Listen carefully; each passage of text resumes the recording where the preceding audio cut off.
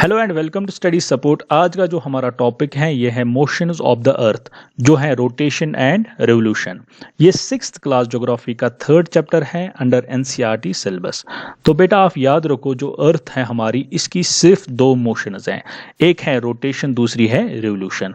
और इस चैप्टर में हम इन्हीं दो मोशंस को समझेंगे। तो पहले हम देखते हैं, जैसे हर एक चैप्टर में हम देखते थे, हम पहले टॉपिक्स डिस्कस करेंगे कि हमें इस चैप्टर में कौन कौन सा टॉपिक पढ़ना है।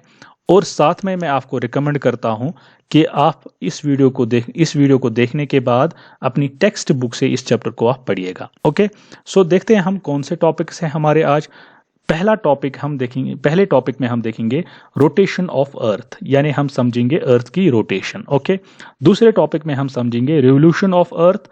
और फिर लास्ट टॉपिक जो है 3rd, उसमें हम देखेंगे the cycle of seasons. Okay, so only 3 topics है इस चैप्टर में हमें। ठीक है, सो चलते हैं हम पहले टॉपिक पे, जो है rotation of earth. Rotation of अर्थ क्या होता है? देखो बेटा, जो एक्सीज ऑफ अर्थ है, ठीक है, एक्सीज ऑफ अर्थ मैंने पिछले वीडियो में भी बोला था क्या होता है। It is an imaginary line जो नॉर्थ पोल और साउथ पोल को ज्वाइन करती है। ठीक है, और इस एक्सीज के अराउंड जो हमारी अर्थ स्पिन करती है उसको बोलते हैं rotation of earth. So rotation of earth is spinning of earth around its own axis. Okay, Earth's rotation on its own axis or Earth spinning around its own axis is called a rotation of अर्थ। मैं आपको दिखाता हूं एक animation जिसमें हम अच्छे से देखेंगे, अच्छे से आपको समझ में आ जाएगा अर्थ कैसे रोटेट करती है अपनी एक्सीज के अराउंड। ठीक है, we will see first the axis of earth. Okay, this is the axis of earth, लेकिन ये थोड़ा टिल्टेड होती है। ठीक है, ये आप याद रखो। और इसके ऊपर हम देखेंगे how earth is rotating. You see, Earth is spinning around this axis. This is called rotation of Earth. Okay, हम सन के साथ भी देखेंगे कि ये कैसे रोटेट करती हैं। You can see here. Okay, see this is rotation of Earth. ठीक है, अब हम rotation of Earth के बारे में और देखेंगे, कुछ और इंफॉर्मेशन देखेंगे। Rotation means to spin. Okay, so earth rotates on its axis, ये हमने देखा भी और मैंने आपको बोला भी है। एक्सीज क्या है? इमेजिनरी लाइन जो नॉर्थ पोल और साउथ पोल को ज्वाइन करती है। ओके बेटा, अब जो अर्थ रोटेट करती है, ये एक रोटेशन कंप्लीट करती है 24 आवर्स में, यानी एक दिन में ये एक रोटेशन करती है। ठीक है, और आपने देखा अर्थ काउंटर क्लॉकवाइज मूव करती है। ठीक है, यानी वेस्ट टू ईस्ट मूव करती है। और एक इंपॉर्टेंट पॉइंट है, सबसे इंपॉर्टेंट पॉइंट है, It is because of the rotation of earth, days and nights are caused on the earth. यानी रोटेशन ऑफ अर्थ की वजह से ही दिन और रातें होती हैं। ठीक है, सो ये हो गया रोटेशन ऑफ अर्थ। होप आपको ये समझ में आया होगा और मैंने एनिमेशन भी दिखाया, उससे आपको ज्यादा क्लियर हुआ होगा। ठीक है, इसके अंडर और एक टॉपिक है जिसको बोलते हैं सर्कल ऑफ इल्यूमिनेशन। देखो बेटा, क्या होता है, किसी भी वक्त दुनिया में सन जो होता है उसकी rays only half of earth पे पड़ती है, और जो अदर हाफ ऑफ अर्थ होता है वहां पे डार्कनेस होता है। ठीक है, सो एक हाफ पे अर्थ में डे होता है और दूसरे हाफ में नाइट होता है। और एक सर्कल होता है जो इस सर्कल डे और नाइट को सेपरेट करता है, उस सर्कल को बोलते हैं हम सर्कल ऑफ इल्यूमिनेशन। क्योंकि अर्थ रोटेट करती रहती है और ये सर्कल जो है, सर्कल ऑफ इल्यूमिनेशन जो है, ये भी मूव करता रहता है। ठीक है, सो सर्कल ऑफ इल्यूमिनेशन क्या होता है? It is a line that separates day and night. Okay, अब हम देखते हैं रिवोल्यूशन ऑफ अर्थ। हमने देखा अर्थ रोटेट करती है 24 आवर्स में from west to east around its own axis. Okay, उसके बावजूद अर्थ की दूसरी मोशन होती है, ये रिवॉल्व करती है अराउंड द सन, यानी ये सन के अराउंड जाती है। ठीक है, और ये कितना टाइम लेती है? ये लेती है 365.25 डेज, यानी 365 दिन और 6 घंटे। ठीक है, ये आप याद रखो, 365 दिन और कितने? 6 घंटे। और यही 6 घंटे फिर 4 साल के बाद एक दिन बनता है, फिर होते हैं 366 डेज का एक साल, और उस साल को हम बोलते हैं लीप ईयर। ओके, तो चलते हैं फिर वापस देखते हैं हम रिवोल्यूशन क्या होता है। मैंने बोला रिवोल्यूशन होता है, रिवोल्यूशन ऑफ अर्थ, अर्थ जो है वो रिवॉल्व करती है अराउंड द सन। ठीक है, सन के आसपास जाती है।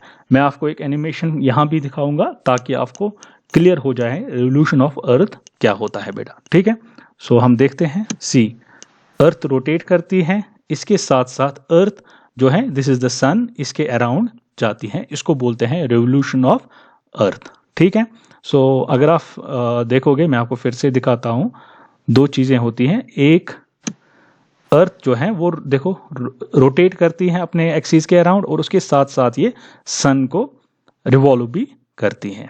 ओके, हो गया क्लियर। इसके बाद हम थोड़ा और इंफॉर्मेशन देखते हैं रिवोल्यूशन के बारे में। Revolution means to go around something, ठीक है, और इसका सिनोनिम है ऑर्बिट भी। सो अर्थ जब सन के अराउंड जाती है उसको बोलते हैं रिवोल्यूशन ऑफ अर्थ, जो हमने अभी देखा। ठीक है, और अर्थ जो रिवॉल्व करती है सन के आसपास, ये काउंटर क्लॉकवाइज रिवॉल्व करती है, जैसे हमने देखा वेस्ट टू ईस्ट ये रिवॉल्व करती है। और ये कितना टाइम लेती है, 365 डेज एंड 6 आवर्स ऑफ, याद रखो हम 365 दिन आसानी के लिए लेते हैं, लेकिन असल में है 365 दिन और 6 घंटे। ठीक है, to complete one complete rotation around the earth. So earth लेती है 1 साल या 365 दिन और 6 घंटे to complete it is revolution around the sun. Okay, so ये आपको क्लियर हुआ। उसके बाद हमारा लास्ट टॉपिक है, वो है द साइकिल ऑफ सीजन्स।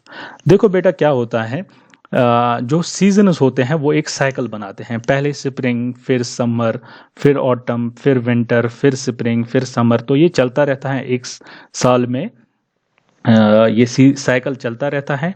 और इस साइकिल को समझने के लिए हमें अर्थ की 4 पोजीशन समझनी है। ठीक है, जो आपके बुक में भी दिया है।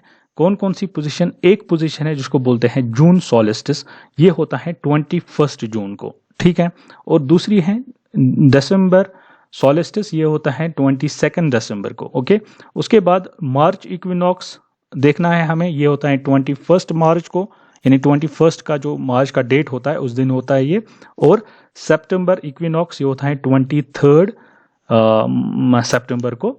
सो ये 4 पोजीशंस अगर हमें समझ में आएंगी तो हमें साइकिल ऑफ सीजन्स समझ में आएगा।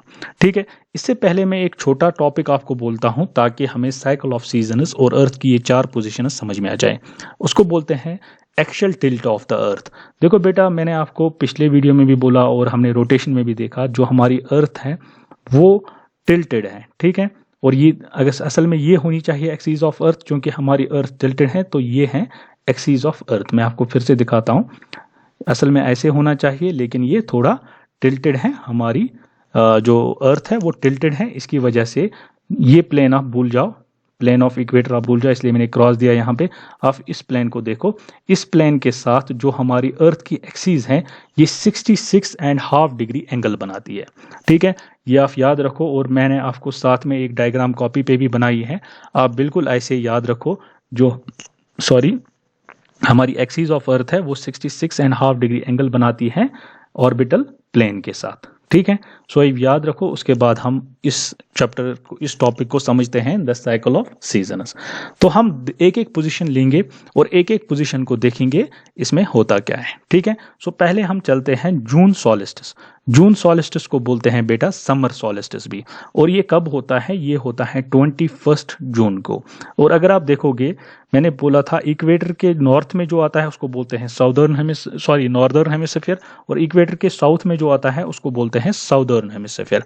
अगर आप यहाँ देखोगे, जो 21 जून यानी जून सॉलिस्टिस या समर सॉलिस्टिस में क्या होता है, यहाँ पे जो हमारा नॉर्दर्न हेमिस्फीयर है वो टिल्टेड होता है टुवर्ड्स द सन। ओके, सो इसकी वजह से क्या होता है, इसकी वजह से जो सन की रेज होती है वो डायरेक्ट पड़ती है ट्रॉपिक ऑफ कैंसर पे। ओके, सो 21 जून को सन की रेज डायरेक्ट पड़ती हैं ट्रॉपिक ऑफ कैंसर पे।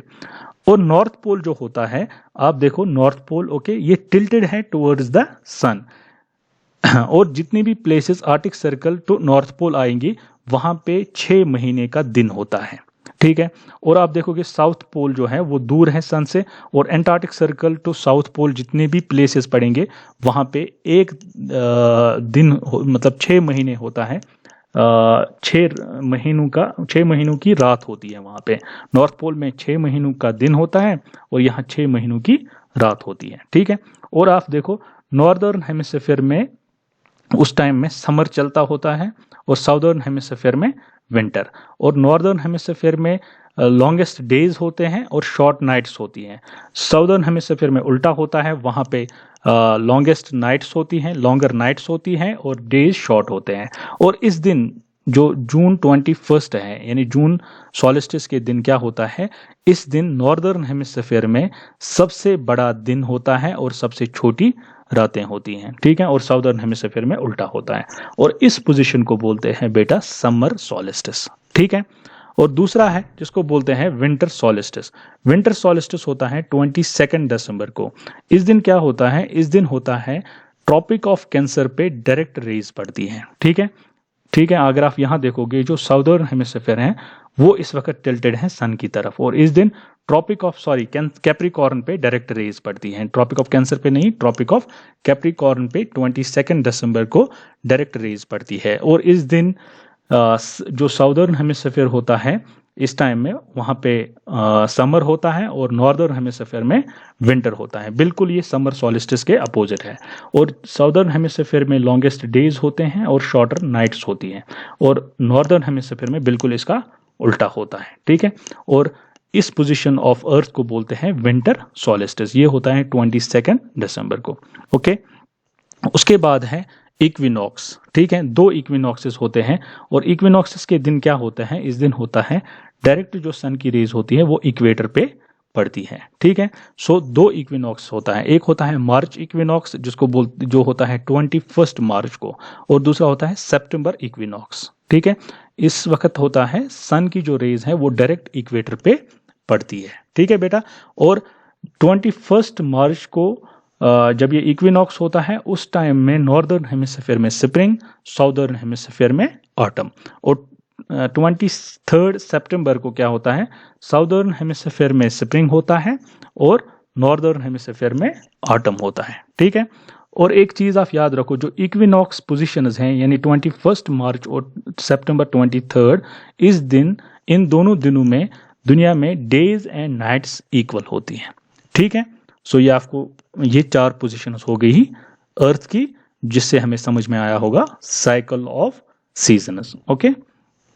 अब बेटा हमारे सारा चैप्टर कंप्लीट हो गया, तो अब हम थोड़ा सा रिवाइज करते हैं।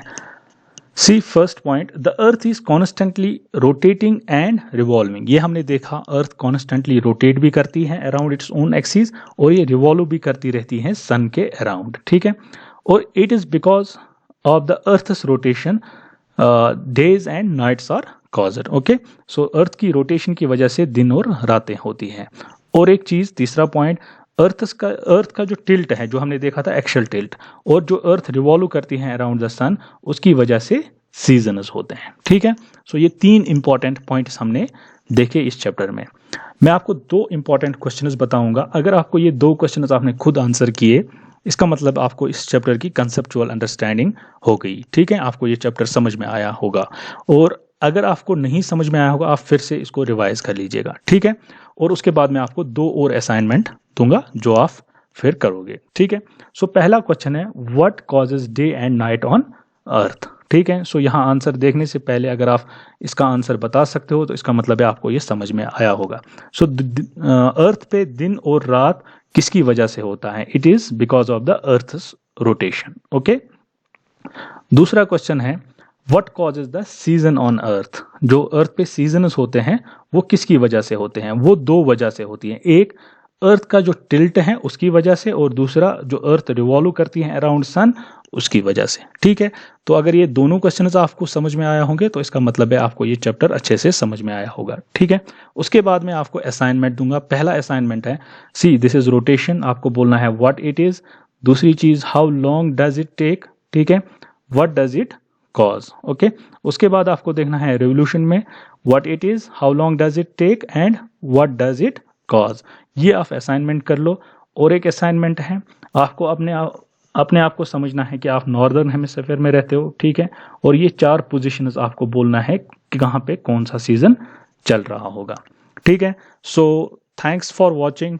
अगर आपको अच्छा लगे तो आप इसको ज़रूर लाइक कर लीजिएगा, ठीक है, और अपने दोस्तों के साथ शेयर भी कर लो। और अगर आपने ये चैनल सब्सक्राइब नहीं किए हैं, so subscribe to this channel, ताकि आप आगे भी जो वीडियोस अपलोड होंगे वो भी आप देख पाओगे आराम से, ठीक है।